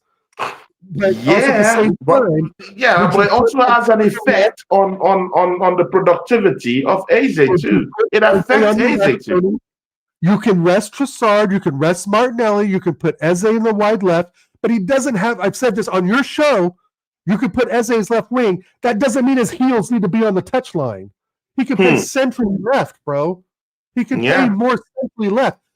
But I mean, but again, to tell putting in that left hand side, bro, and look at what he gave to the England team, bro. But Miguel, bro, put this man in the left hand side, bro. Put him in the left hand side, bro. Put him in the left hand side, bro. Put him in the left hand side, bro, and let others come from the bench, bro. I mean, that's what we have to do right now because, bro. I'm seeing foreign managers here getting the best out of certain players that we're looking at right now and saying, well, they're not really that good at Arsenal. I'm looking at Merino here. I'm looking at the manager of Spain. getting the best out of Merino. Merino is a constant player for them in their team, bro. That's because the manager knows how to use him. Bro, I'm looking at Eze. I mean, I'm not saying Eze is poor at Arsenal, but he's not the Eze at Crystal Palace that we've grown to know. Yeah? But look at him in the internationals, bro. Man is enjoying football under Tuchel. We had this discussion, bro. We had this discussion. Please do not compare the Spain national team to fucking Arsenal, who've won nothing in 21 years, Tony. Please don't do that. Please. I think, Tony, as your friend, as your confidant, as your Tony, you will lose credibility with the rest of the community if you make that argument still. Please. Because Moreno did fuck all at Sunderland, bro. Nothing at Sunderland. Nothing at Sunderland. Please. I heard, but when he got a brace for you at Slavia Prague, I know. We all praised him. Spanish national team. No, but we all praised him when he scored goals, bro. Tony, we all praised him. Brother. Tony, I'm trying to save your YouTube career. Do not compare Marino, the Spanish Marino, who actually, I will agree, has done some things with the Spanish team, with that Spanish team. That is not fucking Mikel Arteta and Arsenal. Does he have the potential to be good at Arsenal? Yes, I think all these players have potential, right? They wouldn't be making 300 bags a week if they didn't have some sort of talent and potential. But you're talking about a player that is basically a bench warmer, number one, in the Premier League. Yeah. Right? If he goes to Newcastle, he was at Newcastle. If he goes to Palace, does he start? I'm not so sure. If he goes to Chelsea, does he start? They don't know. They have 500 players. If he goes to Spurs, does he start? Of course he starts at Spurs because they're shit. Definitely. Does he start at Man City? No. Does he start at Liverpool? No. With Liverpool and Man City, but not everyone is meant to be a starter. I mean, he doesn't have to be a starter. But it could be someone who could come from the bench. And I knew many players in the Premiership who came from the bench, but the efficient players from the bench. We've seen this movie before. And do what? He had a, I will give you last season, he had a decent run of putting the ball in the back of the net because Havertz was injured or Havertz couldn't do it. I mean, Diego Jota is so rest in peace, yeah. Wasn't literally a starter at Liverpool, but it was a capable hand you could bring on from the bench to actually give you something different. Yes, he's a proven player who is scoring goals for them. Yes, and rest in peace, Diego Jota and his brother, for sure. But you're comparing apples to oranges, bro. You really are. Please stop with the Moreno talk in Spain. Yes, it's good at Spain. I'm trying to save your YouTube career, bro. No. I mean, no. See, I hear you. It might not be the most fashionable player, but again, you cannot praise him when he scores a double against Slavia Prague, bails out your team when you have no Gyokeres, and then you abuse him and castigate him, cut stones at him, crucify him, put him on the cross, nail the cross, and take him out to Calvary yet again. Bro, I mean, bro, it doesn't work in that way. It's either you praise him or you don't praise him. It's either you say he's okay or he's not okay. But again, I get that. Okay, let's save your YouTube Arsenal career. Please save my YouTube career with that, bro. Arsenal, Tony, is drastically different. What's his name? Ferran Torres, he couldn't get it at City. Looks fantastic. No, I hear you, but not everybody would be, a starter in a team. There are people you could call on from the bench to actually give you that much needed, support down there. And I think he's a valuable player to bring from the bench. Bro, that's what I think. Maybe not a starter, but from the bench. Okay, if that's what you think, I'm not going to talk you out of that. I'm not trying to make you change from the bench mind. Because I've seen man scored 4 goals, bro. I've not checked the second half of that Spanish game this night. People, did Merino score? I don't know if he scored because he seems to score every time he plays for Spain, bro. But we cannot use him at Arsenal to live up to what he's doing, in the Spanish national. Bro, you can't, bro. We can't say these things, bro. Tactics, Tony. Bro, whether it's tactics or not, how about making him do what he's doing in Spain at Arsenal? That's what I'm saying, bro. And tell him to say, hey, you know what, Moreno? Could you please just duplicate your form for us week in and week out like you did for Spain that 1-2 times? Bro, then we clearly, then okay, good. Then if you put it like that, then I think we have a certain problem. That's the main denominator. Mikel Arteta. That's the problem then. Well, Case closed. Case closed, people. Oregon Gunner, right road. Oregon Gunner, right road has words for you. Please save your YouTube career with your next words. I'll read what he says. He says, I don't fully agree with Oregon, but he gave a fair assessment of Odegaard, but some people claim he's good for nothing. It's a pity he couldn't prove himself this season due to those impact injuries. Oregon Gunner, save the day. Yes and no, right road. I'm going to give you this, that when he's on it, and I will agree with Tony too, when he's on it, he can slice defenses apart. But it's few and far between. It's not consistent enough. It's not strong enough. Right? The physicality just isn't there, right, Road? That's why I think he would be like so perfect for Borussia Dortmund or a team in the German league, and even maybe Barcelona. I can kind of see what Rossi's saying. That's a stretch, but he would play well at Valencia. Would he play well at Sevilla? Yes, but I mean, even though he didn't do things at Real Sociedad, but the Real Sociedad do things anyway. That's Odegaard after Arsenal is going to come over to my side of the pond and play for fucking MLS. That's where he's going to end up. Oh my days! Right? Or he's going to end up at Lyon, Marseille, which I think Lyon and Marseille, he would be very good in the French league because those are some techie leagues. In Italy, would he be good at AC Milan? Probably so. AC Milan is my Italian team, right? I watch AC Milan as much as I can. And Christian Pulisic, not to change subjects, has been a revelation there. And if there's someone I would trade for Odegaard, and I'm not going to say Leao, it's Salamakers. Go watch Salamakers for AC Milan. Or go watch Conan Sal, if I say his name right, for Juventus. I would swap them like that, bro. Quickly, right? AC Milan is fucking good. And that's Italian league. That's what the third or fourth rate league I'd say the third rated league in the world. English, Spanish, Italian, and then I would say French the fourth. But maybe Portuguese in there somewhere. Anyway, different point. Right? Yeah, Carl Rossi says, I mean, in respect to Mikel Arteta, he said, he is indeed fraudulent. Oh my days, bro. Carl Rossi has to chill, bro. I miss Carl Rossi on the channel, bro.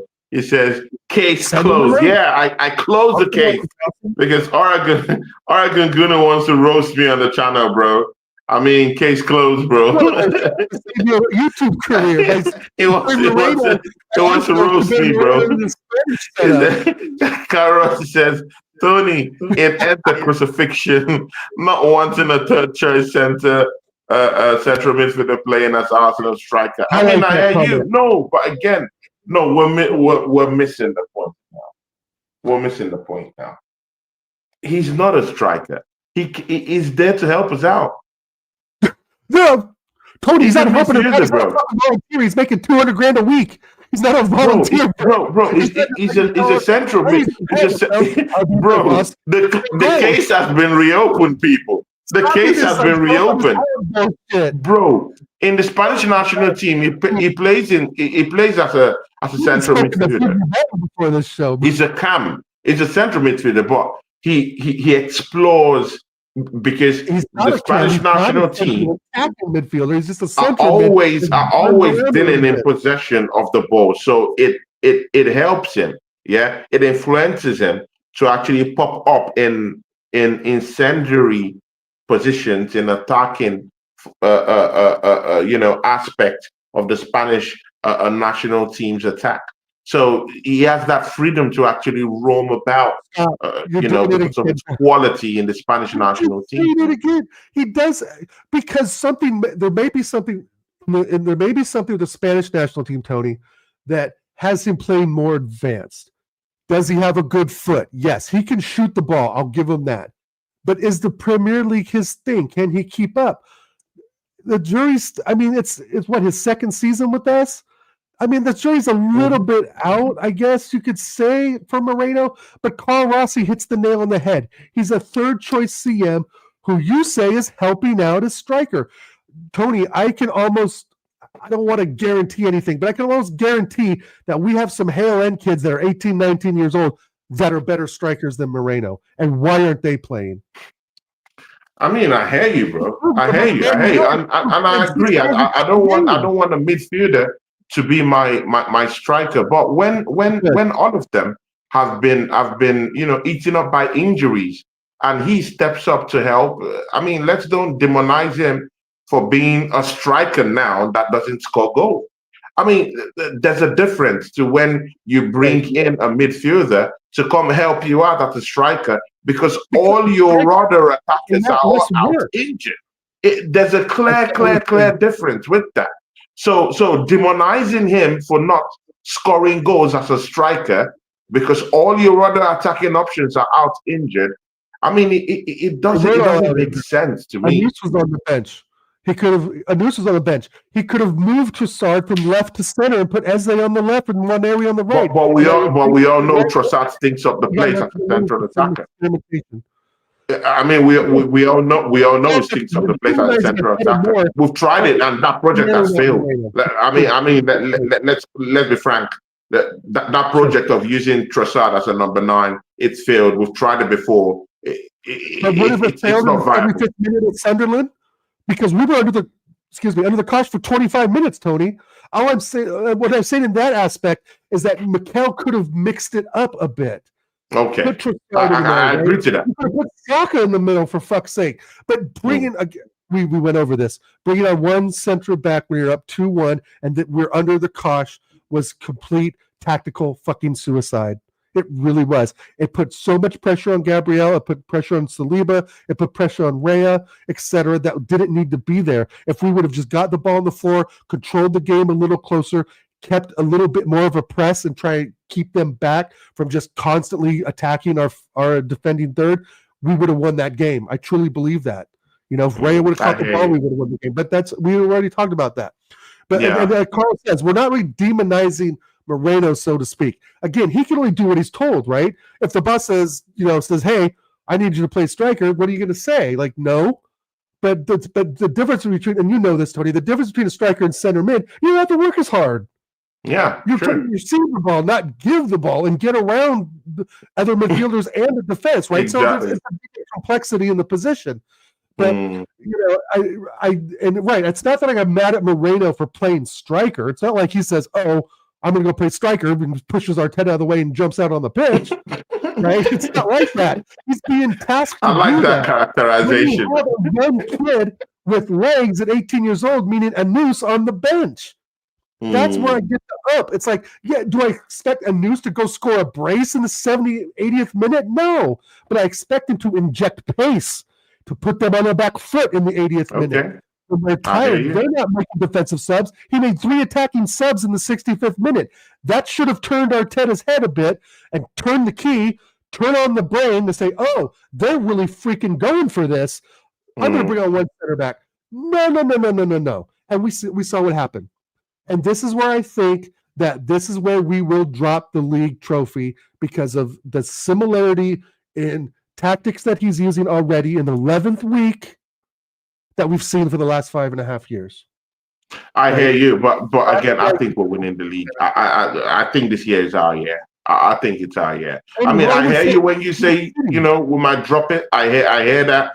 But again, I think we brought in quality in the summer that is enough for us. But again, we'll see at the end of the season with that, because even with that statement, I'm still a little bit, shaky because of the PTSD, but I'll support my team to the end, people. How about that? Yeah, I'll support us to the end. Yeah, but Absolutely. again, it is what it is. Whatever happens, it is what it is. Right Road says something here. It says, against Spurs, I would play Saka, Waneri, and Eze.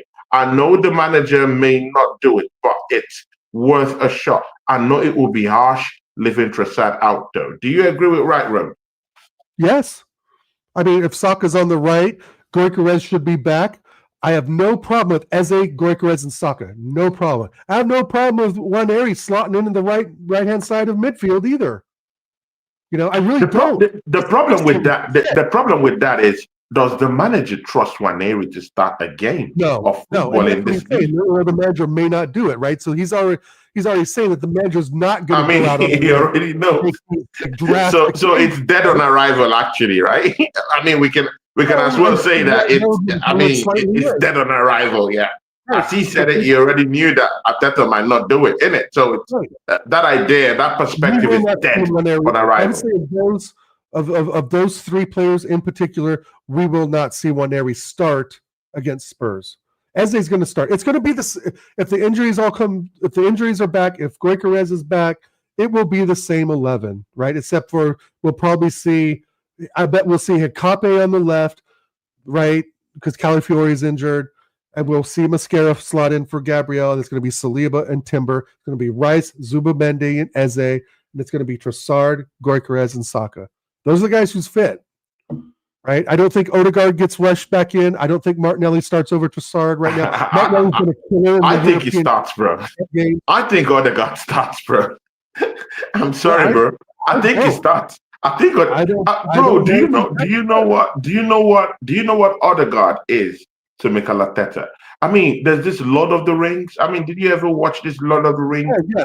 He's a Spurs installment, yeah. You know that creepy figure, yeah. That likes his gold coins. What's his name? Senegal. Oh my days, bro. Arteta is like, I mean, when he sees that coin, bro.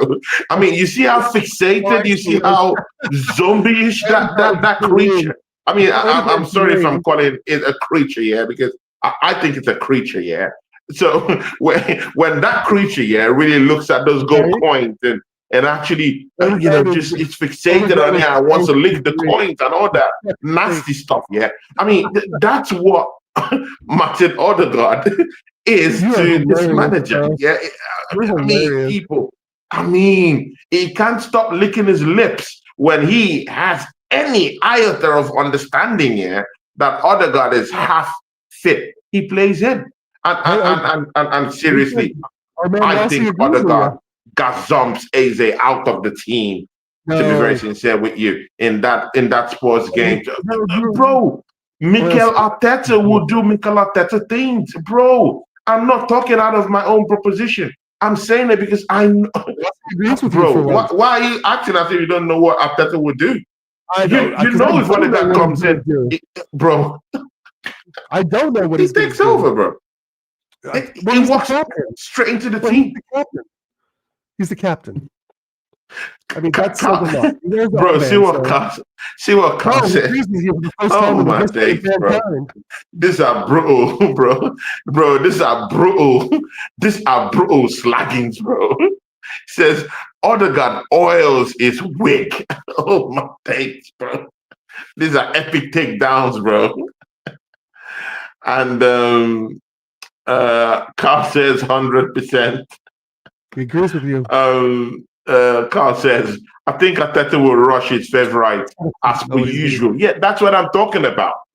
He has this penchant of actually rushing his favorite back into the team. He did that with Odegaard. Bro, throw banter and laugh away.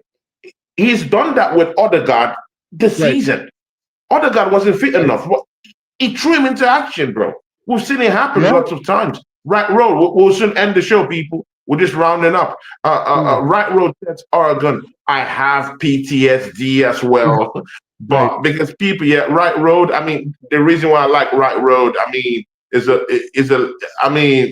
a positive fan, people. Very positive. And you know, he expresses his opinion. So people, he's my guy, untouchable people. Yeah. And he says, are going to have PTSD as well, but I think it's too soon to predict where we'll finish in the league. I'm hoping for I the agree. best, but it's not going to be. I mean, Yes, but no, it's going to be tough. not being easy, right. What do you say to our guy, Right Road? 100%. My only prediction, Right Road, is that we will finish in the top 4. That's what I kind of said. I have not once said we're going to win the league. In fact, I think I've gone on Tony's show before and said, to be honest, the way we're performing in the Champions League, I think we stand a really good shot of getting to the Champions League. You said it. And if we do something to fight, if we can do something against PSG, Barcelona, Bayern Munich, we could meet them in the semifinal. I think there's probably something there than going to full 38 games and lifting the heavy trophy in May, right? But I do think we'll finish top 4. I still think Man City are the favorites. They're completely in form right now. Holland's scoring goals for fun, as you probably know. The blue shark is swimming around. Yeah, the blue shark biting and nearing. The nearing also, the swimming closer and closer. And that squad, even though they got some new names in there like Cherkis, Rylanders, who's the center back? I can't think of off the top of my head. Oh no, Gavardol's now moved more to center back. Fadio. I mean, they have lots of players, bro. Nunez. I mean, they have lots of players. Well, Mamouche is back. Mamouche is back. Mamouche is back and running. Cherky is having good displays. I mean, they have a lot of players that could help them out. Yeah, and also, Tony, I think you'd agree with me in Right Road, is Pep has been there before. Pep knows what to do, when it gets sticky a bit. When it gets sticky in it. Last season. They won, 1 of 12 last season or something like that. In all comps, it was really, really bad, right? But that's last season. That's out the window. Holland, I still think, has lost about, 10 pounds or so, looks stronger, more agile, more mobile than he has before. So the blue shark's still swimming around. And Right Road, and our friends in the chat, March is a whole different kettle of fish, guys. When March 1st hits, it's squeaky bum time, and we have to perform. And that's where we have dropped the ball. 2022, 2023 is all I need to say about that. We had the league in our hands, 8 points up at the 1st of January, had the lead in the league 93% of the time, and we still came in second to the blue shark. So with that said, Tony, what a show today. We got almost 2 hours. 2 hours, bro. Yeah. Grilling, bro. I covered everything today, bro. Wow. Back to back. Yeah, bro. I mean, see, people, this is what it feels like being on a show with my brother Oregon Gunner.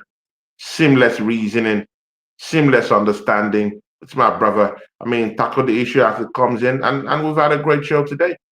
See, people, let's wait and see what happens in that game against Spurs. But lucky enough, I'll be having my brother back next week, just before we go on that trip. I think we're going to Hart Lane, isn't it? No, they're coming to the Emirates. Oh, they're coming to the Emirates. Oh, that makes it special. We have to hold the fort. We have to hold the fort. We have to win that game. But Mikelata, I don't care if you have to rush players in. I can't lose against Tottenham at home, bro. No, we won't. Bro, even if you have to rush players in, I don't care, bro. I mean, I can't lose at home to those. Oh no, it doesn't happen. No, it doesn't happen. I don't care if you're rushing players. Bring in the players to make that happen. Argun, gonna slightly give us a taste of what you think about that North London derby. Just a taste. You'll be coming back next week. We'll be doing the show where you give us your full-time prediction for that game, but just give us a slight reasoning, slight perspective, what you're leaning on towards that North London derby coming up. I think that with the addition of Gyokeres coming back, that's going to be a handful for them. I think the pressing will be better than what we saw against Sunderland, right? Obviously with Moreno there. I think Rice will be up for it. I'm not so sure, and that's the exact score, Carl, I was going to go for. Arsenal 3, Spurs 1. I do think Spurs will bag one because we will, we're still not that great in transition. Not that they're dynamic in transition, but we may give up a goal, or we may not, right? But I'm definitely thinking we can put 3 on them. I think we get an early goal, maybe one in the 70th minute and then one in the end. The crowd's going to be up for it. But I'm not so sure if Odegaard starts, but if he does, I'm a little shaky about it. But I think we need to go get that early goal. I think we need to score in the first 15, 20 minutes. Yeah. And that will ease back, not ease back necessarily, but our thoughts and emotions will ease off, right? The emotion of the occasion won't be as intense as it will be, so to speak, at kickoff. But I think we win. I think we get 3 points. If it's 3-1, if it's 1-0, if it's 2-0, if it's 2-1, I still think we get 3 points. We are far better than them. They are okay away. It's at home they're dropping points, but I just don't see their midfield having an answer for Zubamendi's passing, who we know is going to play. And if Eze is playing over Odegaard, that'll add a little spark of speed and mobility in the midfield and creativity that we need. Trossard can do his thing on the day. For myself, if Martinelli's fit, I would play Martinelli and then bring Trossard on, maybe as like the finisher, whatever that means. I would just want to blitz them with speed and pressing at first, because they will give up the ball. They will make mistakes. They are not a good spot. Our manager has won absolutely nothing. Not to say that Arteta hasn't, but I mean, do the years at Man City count for Arteta? Kind of somewhat, right? Thomas Frank comes from somewhere. He did nothing at Brentford, but got him up, and they played decent football under Frank. But this Spurs team is not that good. And if they have 2 or 3, I'm not sure of their injury record or their injury list, so to speak. But if they're missing 2 key players, it's Solanke might be coming back. Solanke is coming back against Arsenal. Okay. Yeah. That doesn't strike any fear in me whatsoever. The Deji Rochelon will be interesting, Acers. No, I just 3-1. I think is a very even score. I think that's even what we score, deserve. right? Yeah. Even score meaning that's what we deserve. That's what we can get if we perform on the day. And I think we'll be up for it. We will be better than at Sunderland, because as like we all know, that's a tough place to go. They're a defensive-minded team. Spurs are going to be a bit more open. They're going to try and get that early go to calm the occasion down as well. I don't know, man. They're what, in 7th place right now or something, or 8th place, 7th place, 10th. I mean, I don't think Frank has this team figured out. 5th, bro, with their bad home form. They're in 5th, bro. I'm wondering why they're in that position, bro. How are they in that position, bro? It's crazy. But the thing there is that many other teams are in 18 points. Man United is in 18 points. Tottenham is in 18 points. Which other team is in 18 points? Probably Bournemouth is in 18 points, bro. Bro, there's several teams, and there are about 4 teams. Man United is also in 18 points. There's a whole host of teams, that are in 18 points. So it's very, very imperative those teams try to break away, and they might want to win some certain kind of games in the weekend coming up. Carl Rossi says something very important. He says, "Thanks for the show, Tony and Dow. Good to have opposing opinions met with dignity, and rare thing these days." I mean, thanks, Carl Rossi, for giving us those prospects. That's what we do. It's all about people understanding each other, understand that this is a sport, understand that this is football that brings us together. We're Arsenal fans. There'll be things and perspectives. There'll be, somewhat, content. But the thing about me and Arjun is that we respect each other. We actually do, and I respect. He is my elder brother, so I respect him based on that alone. But apart from that, we have mutual respect when we talk about Arsenal, and this is what the conversation should be like when Arsenal fans talk about football. Just be real about it. Kara says 3-1. Deji Sports. Acer says Deji watch along gonna be interesting. He's gonna be crying on the day. I can't wait for the first goal in 15 minutes, and we're up 1-0, and Deji just starts losing his mind and starts making up songs and shit and saying domination in the location and all that garbage. Shout out Deji though, he's one of my favorites. But no, it's set your DVR. He's gonna be the one smoking Bushy Pants on an empty stomach on the day. Don't worry, don't worry, he'll do that. NFL game in the Billabong Stadium tomorrow. I think there's a big fight this evening between Connor Ben and Chris Eubank Jr. I don't follow. Okay, you don't follow boxing. I think there's a big matchup with that. I'll go follow that one later on. See, people, big ups to Oregon Gunner. My God, my brother. We'll be back next week. Important week for us. I think next week we'll go to the Champions League, right? Yeah, after the Spurs game, I believe. I think it's Spurs. People, is it next week? Is the Champions League game next week, people? Yeah, after Spurs, I believe. No. Is it people? Do we have? No, I'm talking of in the on the 18th and 19th. Is there any Champions League game? Let me see my trusty computer here. Yeah, people, please let's check it, people. Yeah, on the 18th and 19th, is there any game? November 25th? No. November 26th. So we play, but yeah, it's Spurs, Bayern Munich, Chelsea, and then Brentford. So we play. Okay. So next week, no games next week, actually. So no games next week. Maybe there's a Carling International. Cup. I don't think so. Yeah, okay. 25th of November it comes back, but we play the 26th. We play the 26th. Acer is what my phone's telling me. Okay. Yeah. Exactly. So, yeah. And we're at home to Bayern Munich. So we're at home to Spurs, home to Bayern Munich, and I think we're away at Chelsea. I'm not sure about that. We're away at Chelsea. Actually, we'll go to Stamford Bridge. It's Spurs, Bayern Munich, Chelsea, and then Brentford. Yeah. People, smash the like button when you rewatch this, and Oregon Gunner, from me and you. And thanks everyone that showed up to the channel today. Aces, Right Road, Carl Rosset, Miss Melina showed up today. Several other people showed up today. Big up to you guys. Yeah, much love from me and Oregon Gunner. We are out. Peace, people.